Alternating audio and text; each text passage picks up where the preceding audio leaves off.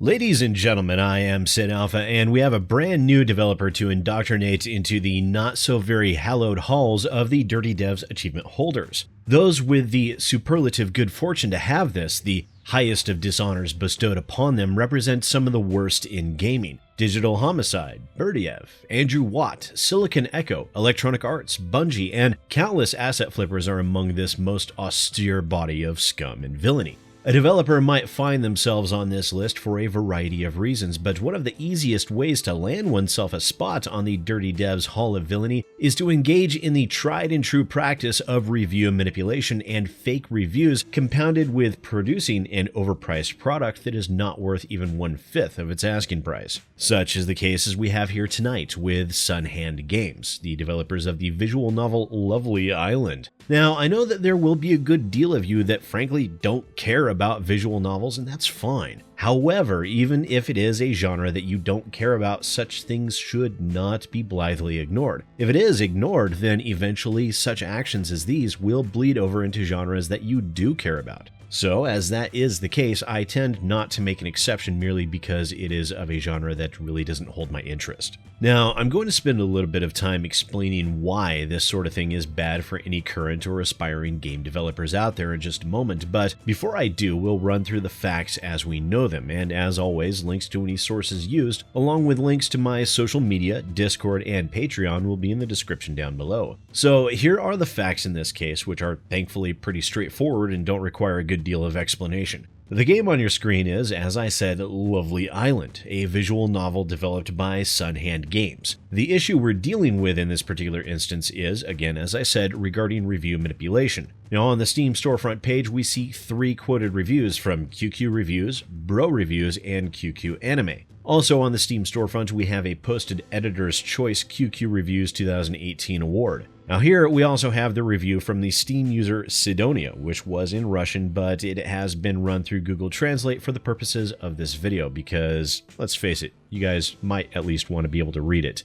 We also note that the developer thanked Sidonia for the feedback on their review. And this Sidonia person is also either directly tied to the development team or is the developer himself and seems to be responsible for all of these reviews that are being used to provide a faux legitimacy to the game. Now, let me show you what I mean. Now, here on the Steam profile for the user I Love You Ebola-chan, we have a comment posted by Sidonia repping the game to that user, referring to it as our game and offering review code for the game.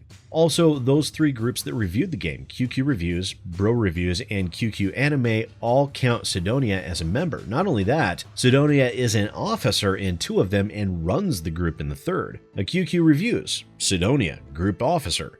Bro Reviews, Sidonia, Group Officer. And QQ Anime, Sidonia again, Group Owner. These qualifiers are important, as under normal circumstances it could be, and sometimes is fairly common to see, an indie developer join a group that is enjoying their game in order to do some networking and develop a community. And there's nothing wrong with that. A lot of indie developers do it, and it's a great way to go about that. However, the same cannot be said when that same developer is an officer of every single group that reviewed the game being shown on the Steam storefront, along with their own personal review that is then responded to by the developer account. Now, in addition to all of that, there are 2 English-speaking reviews for the game as well from the Steam users Glorinia and Distant Stars. It is worth noting that for all 3 of these users, there is also a single review for each account. These 2 users, Glorinia and Distant Stars, are also members of the same groups as Sidonia. Here is Distant Stars in QQ Reviews.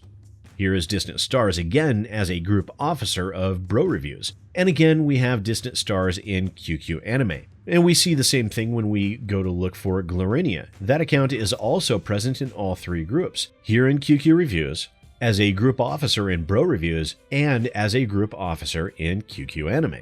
And here's my opinion and my takeaway from all of this. Now, this person, Sidonia, is clearly the developer for the game, and not only are they violating Steam rules by posting these reviews, their failure to disclose their involvement with the game is blatantly anti-consumer, and the simple fact that the developer account responded to the user review speaks of not only posting false reviews, but of a deliberate attempt to make them seem legitimate. And this is bad for all of us for a few different reasons. First, when you see multiple groups cited as reviewing the game plus an award being received, it provides a false legitimacy that will artificially entice players to buy this overinflated garbage of a game. Also, in addition to that, these other users obviously have close ties to the developer that they don't bother to disclose in their reviews. Now, that disclosure is also very important, and I want to talk about this for a moment to any developers out there or any gamers that might not know or understand why. You see, there's a reason why disclosure is so very important. If you know the person, if you're friends with them, if you're family, all of that creates a bias, whether it be conscious or no. That is why I personally refuse to review games that have been gifted to me, or why I generally try to avoid them, because that also creates a bias. Now, that bias can have a lot of different effects. If you're a friend or a family member, or if you received a gift or some form of compensation, it might sway your thinking to provide a critique that might be more positive than it otherwise would have been. This paints an inaccurate picture for the consumers and does not allow them the ability to make an informed purchase. Now, I know that there are some that are probably thinking I would be more critical if it were a friend or a family member, not less. But you see, that too is a form of bias. Now, if you're more critical of a game because of that association, then that too serves to mislead the consumer and again prevents them from being able to make that informed decision. Yes, all critique is opinion, and as such, all critique is subjective, but that relationship changes that opinion, and that is why you see critics do their best to avoid these situations, or if they can't, they will make sure that any form of relationship, association, or monetary gain is directly disclosed. They at least make their viewer or reader aware that bias exists. It is the right thing to do if you can't recuse yourself from the situation completely. And if you are a game developer, you have absolutely no business reviewing your own game. I know it's tempting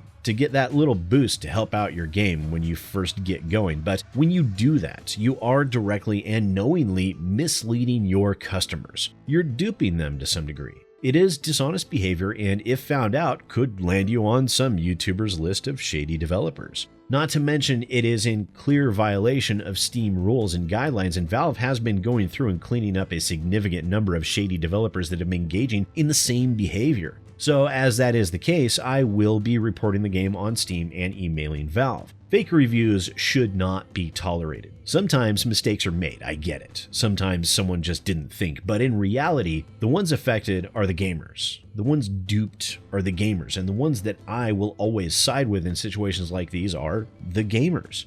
This developer clearly was attempting to manipulate people into buying their game. As such, that direct attempt at manipulation is enough to land them onto this Dirty Devs list. As always, please do feel free to let me know what you think down in the comments below. Thank you so much for watching. Once again, ladies and gentlemen, I am SidAlpha, and I'll see you next time.